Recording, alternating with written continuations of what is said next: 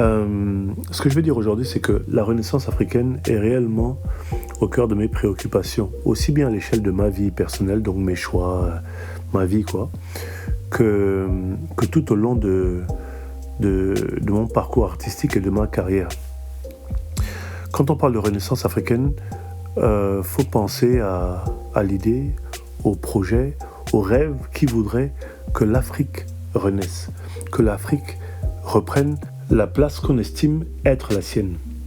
En clair, l'Afrique est à terre. On parle d'une Afrique qui est divisée, qui est pillée, qui est attaquée de toutes parts depuis 1000 ans. Mais attention, il n'est pas question de pessimisme, c'est pas un message défaitiste, ni un discours plein de désespoir. Parce que comme je le dis dans une de mes chansons, mourir pour renaître, on en a l'habitude. Ce qui ne nous tue pas nous rend plus forts. Et l'Afrique est condamnée à se relever.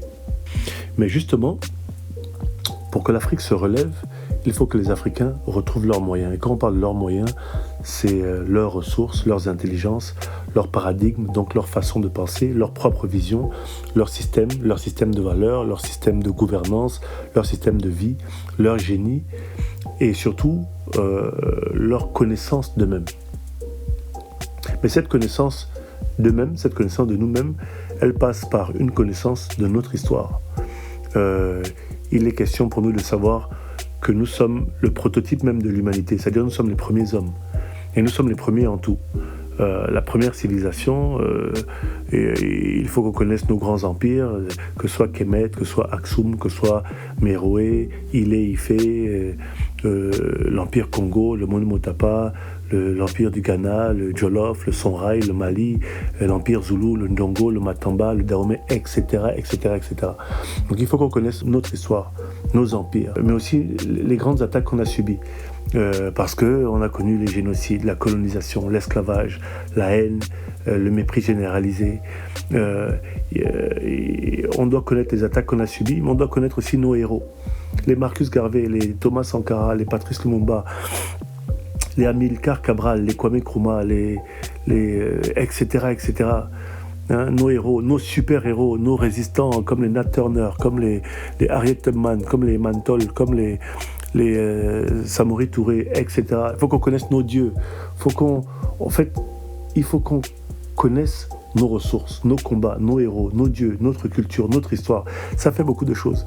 C'est pour ça que l'idée même qu'il y ait un temps qui soit dédié au fait de se concentrer sur notre histoire, sur notre culture, sur notre parcours, nos victoires, nos défaites, notre connaissance de nous-mêmes. C'est quelque chose que je pense être particulièrement important, quelque chose que je pense être vital. Un temps où on peut se concentrer sur la connaissance et la vulgarisation de notre histoire, parce qu'au-delà de ces hauts et de ces bas, c'est une histoire merveilleuse, c'est une histoire grandiose, c'est une histoire qui montre la grandeur noire, et surtout parce que le fait de garder en mémoire son parcours, garder en mémoire son histoire, c'est le moyen qui permettra aux Africains de se tenir debout dans le futur. Bien, voilà, c'était Komindon, Monet Semekan, Mongone Samekos, et je partageais là avec vous mon rêve d'une Afrique libre, une Afrique unie, une Afrique debout, une Afrique renaissante, si le mot existe. Et dans cette perspective-là, je vous donnais pour moi l'importance de la célébration de l'histoire noire.